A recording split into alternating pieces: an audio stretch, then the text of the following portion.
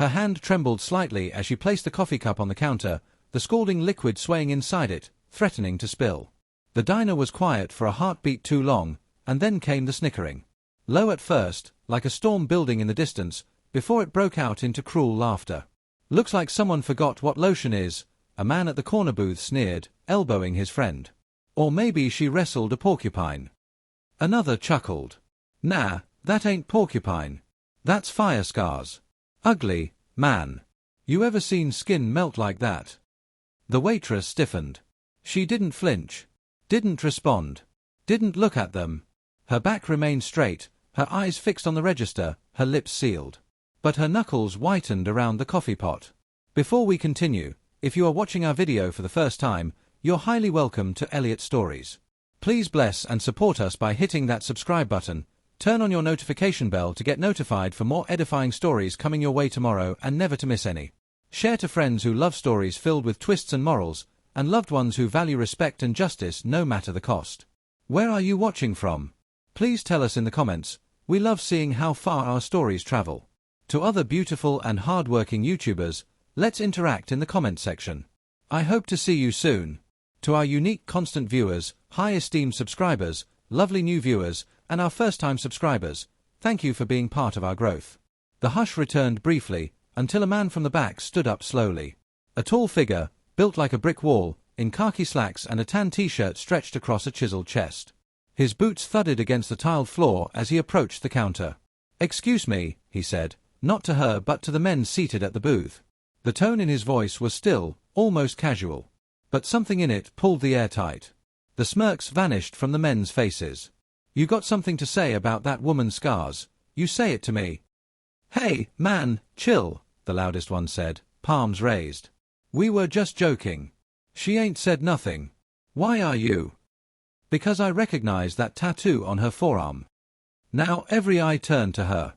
Slowly, the woman in the green apron turned slightly, revealing the unmistakable ink etched on her right arm, a battered eagle clutching a dagger in one claw and a lightning bolt in the other. Below it, coordinates in bold font. "That's Second Recon," the man said, louder now. "Special Operations Unit. Afghanistan. Moshtarak." One of the men at the booth swallowed hard. "I was there." The waitress met his eyes now, a flicker of something distant and haunted swimming in hers. Recognition. Not of a face, but of a memory. A life before the burns. A life before the diner. He stepped closer, his voice softer now. "Corporal Sarah Monroe. You pulled me out of a Humvee after it flipped and burned for 17 minutes. We thought everyone in it was gone. But you went back. Twice." The diner was dead quiet. One of the younger men leaned forward. "Wait. You're that Monroe? The one who?" The veteran nodded slowly. "She didn't just serve. She saved 8 men. One by one. And she never spoke of it. Never took the medals. Never did interviews. She just disappeared." Sarah lowered the pot now, gently resting it beside the register. "I didn't disappear," she said quietly. "I just needed silence." The man's voice cracked. "They said you didn't make it. The report said you were MIA." She shrugged. "They didn't know what to do with a body half burnt and a mind fully broken. So I walked. Found work where no one asked." The booth of hecklers looked like children caught in a theft. One of them stood. "Look, we didn't know, all right." Sarah turned to him, not with anger but calm steel. "And if I weren't a veteran? If those scars were from abuse? From a fire I barely escaped with my life? Would it be okay to mock then?" He opened his mouth. Closed it. She continued. "My scars don't ask for your validation. But your decency should offer it anyway." The door chimed as a family entered. A little girl stared up at Sarah, curious but not cruel. "Mommy, is she a hero?" The mother glanced from Sarah to the others. "Yes, baby. Yes, she is." The room slowly filled again, voices hushed and reverent. As Sarah refilled cups and took orders, the man, the fellow veteran, sat at the bar. "You ever think of coming back?" he asked. She smiled faintly. "I never really left. I just changed uniforms." He nodded. "They could use someone like you up at the vet center. Training new recruits. Counseling burn victims. You have a voice. A presence. She hesitated. You think they'd listen to someone like me? He looked around the diner. Every eye still on her. Not from pity. From awe. They already are. 3 weeks later, Sarah walked into the training hall of the vet center. There were 25 recruits. Mixed race, background, gender. All sitting in rows. All turning as she walked to the front. The sergeant in charge introduced her. This here's Sergeant Monroe. She don't talk much. But when she does, you listen. Sarah faced them. Her sleeves were short, her scars visible. Her tattoo no longer hidden.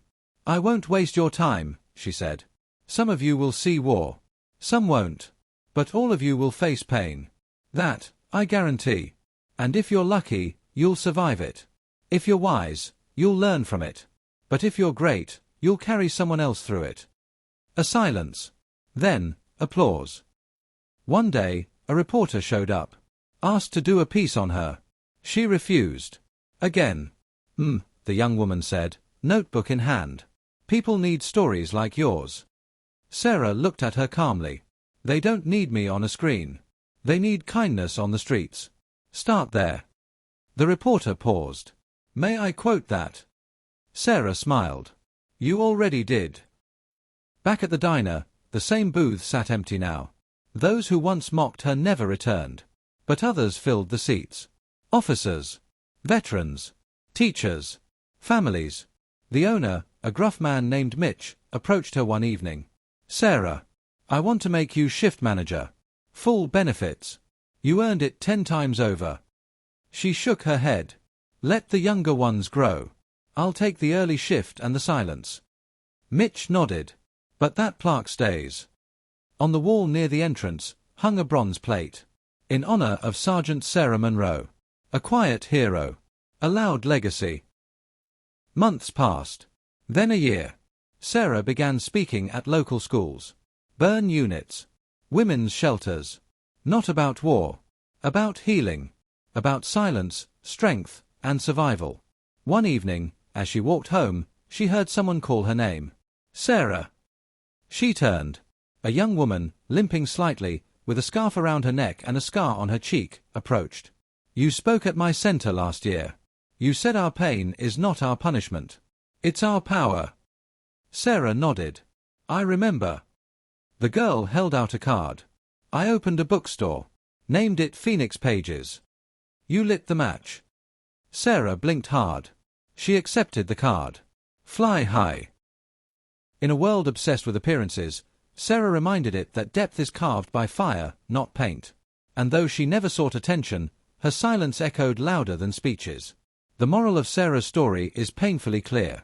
Scars are not signs of weakness. They are proof of survival. When society mocks what it doesn't understand, it shames its own humanity.